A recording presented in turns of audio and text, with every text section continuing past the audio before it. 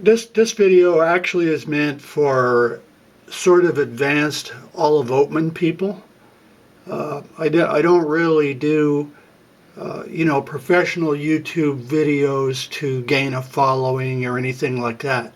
At any rate, this video will be about the first ravine, in which after the Oatman massacre, the Indians marched them up through the first ravine.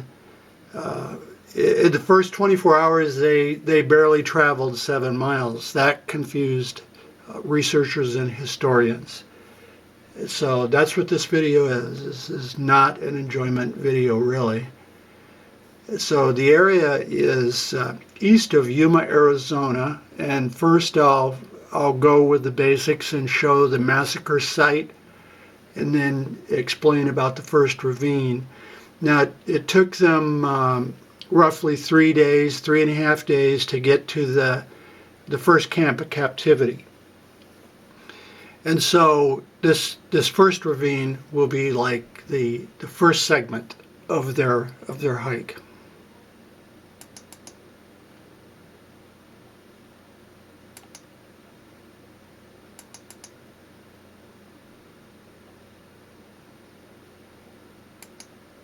This is the area.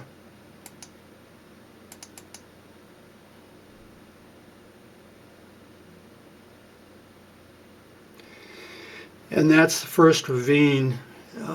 And so let me zoom up on it, otherwise the video won't make any sense, really.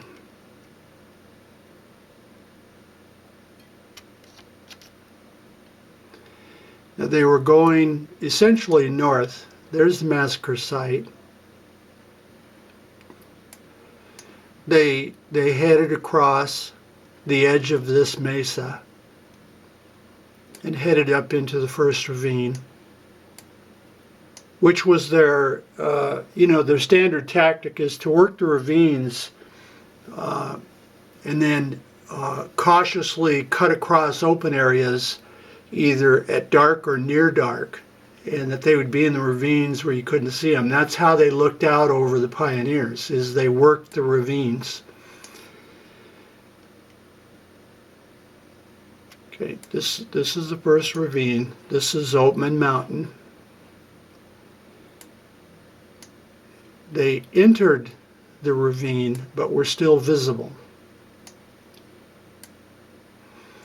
As they got into this area, they were able to go down into the wash and have a fire, and they were no longer visible. They were worried about being caught, by the way.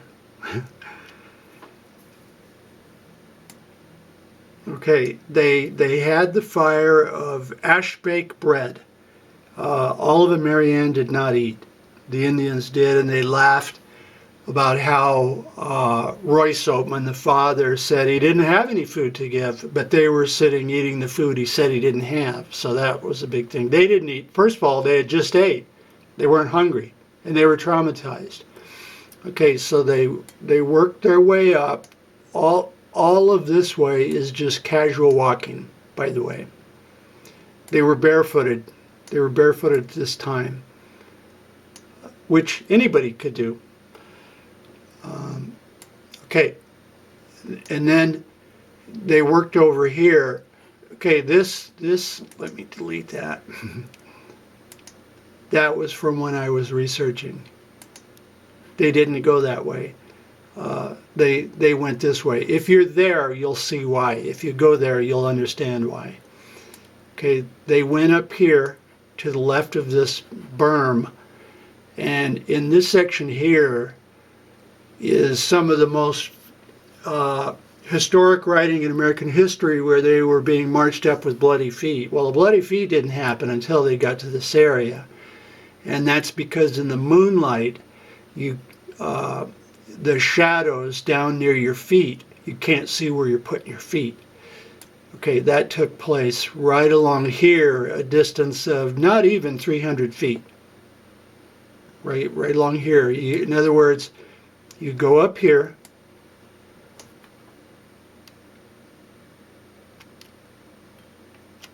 and you work your way up here, This is where the most damage would have been done to their feet. Okay, and they walked along here and walked straight up to the saddle. This is the saddle. And that's where they rested around midnight. And they stayed until first light.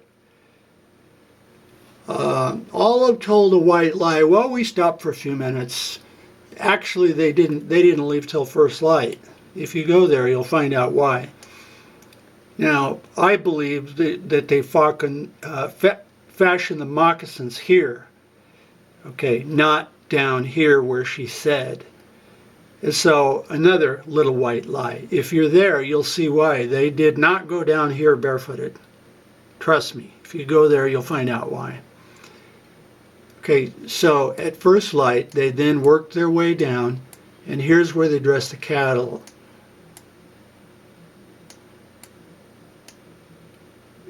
This would have been, maybe an hour after first light. And so they do a major stoppage, dress the cattle, they fashion them, she said they fashioned the moccasins at that time, according to what she said. Okay, this ends the first ravine. And then 24 hours later, near dusk and in dusk, they cautiously race their way across into the second ravine. But that's the next segment. That's ravine 2. I'm entering the ravine, and this is where they would have walked. See, some places the terrain dictates exactly where they would have walked, because you're not going to walk on those boulders. And so this would have been the route that they walked.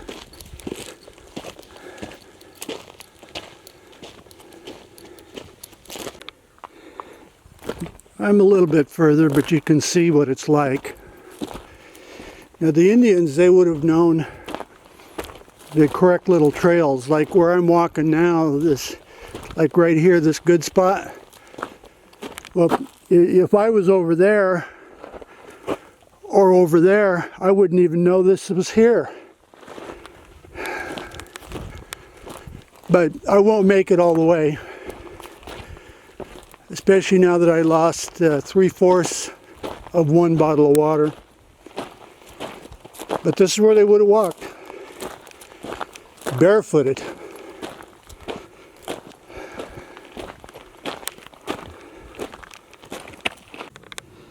Now Olive said she looked back and saw the rungs of the wagon, but it's too far distant. And it was at night. There's just no way she saw them. Anyway, this section here is where the Indians had to carry Mary Ann, and you can see why. It's just too much. It's hard even for me. And they were barefooted. It's no wonder they had to carry her.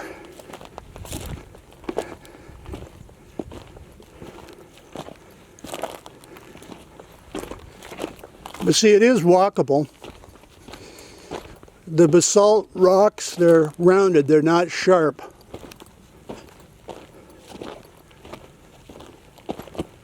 So this part here is not where they started cutting their feet yet.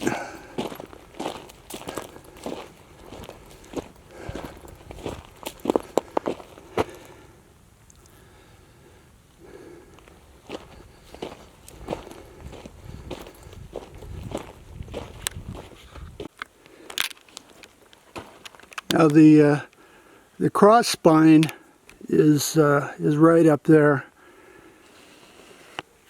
but when Olive said they fashioned them moccasins only after they went all the way through the ravine and down the other side, I don't believe it. I don't believe it. I think they probably fashioned the moccasins at the first fire rest, which by the way would be right in here. So I'll do a pan.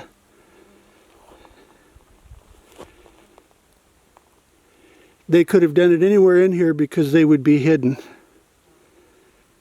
You could see the massacre site from here, although the camera doesn't show it. But there's also a lot of little places down in there where you would be, they wouldn't see the fire from out on the plains. But anyway, this shows what they were walking on. I mean, that's tough, sharp stuff.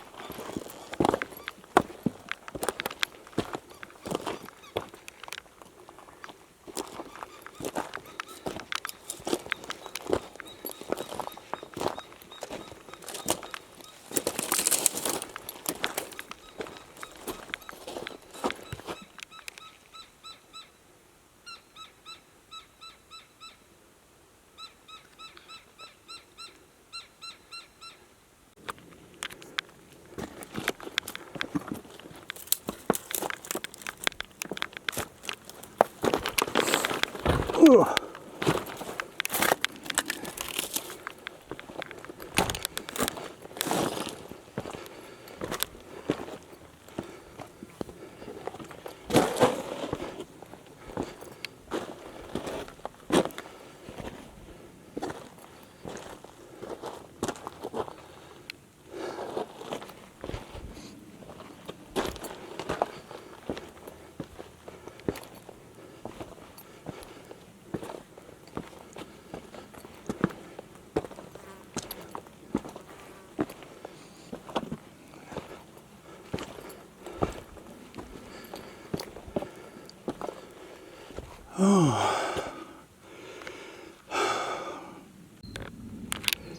I never would have dreamed it was going to be like this.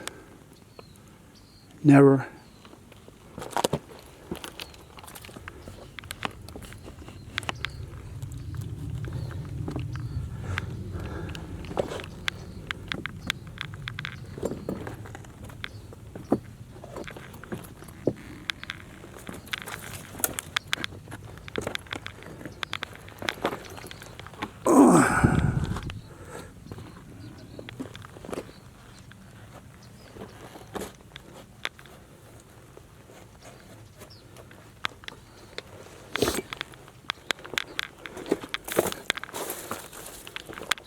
See, if I hurt my ankle or a rock falls on me, I won't be able to get out of here. So I have to be careful. Anyway, I'm approaching the spine up there. And I wasn't there, so I don't know for sure, but it's just my opinion that Olive was not telling the truth, that they fashioned the moccasins only after they got through the ravine. I think they did it sooner. It's just my opinion. I'm up near the top. This is one of the spots that they had to have walked right in these same footsteps that I'm walking.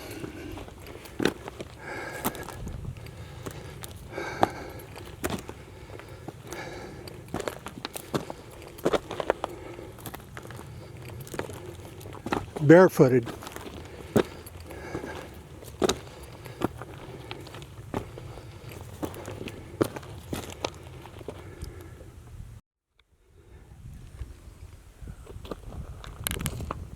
I'm up to the spine.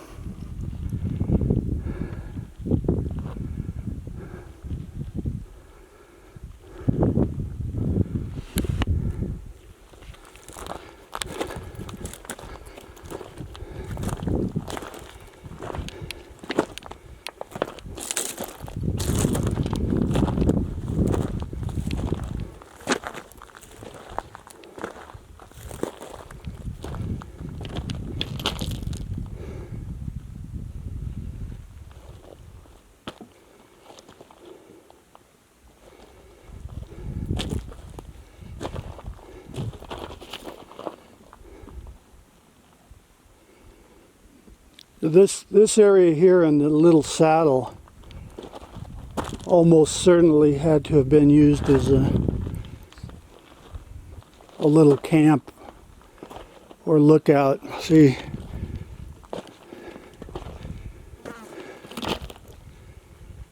who knows who put that there?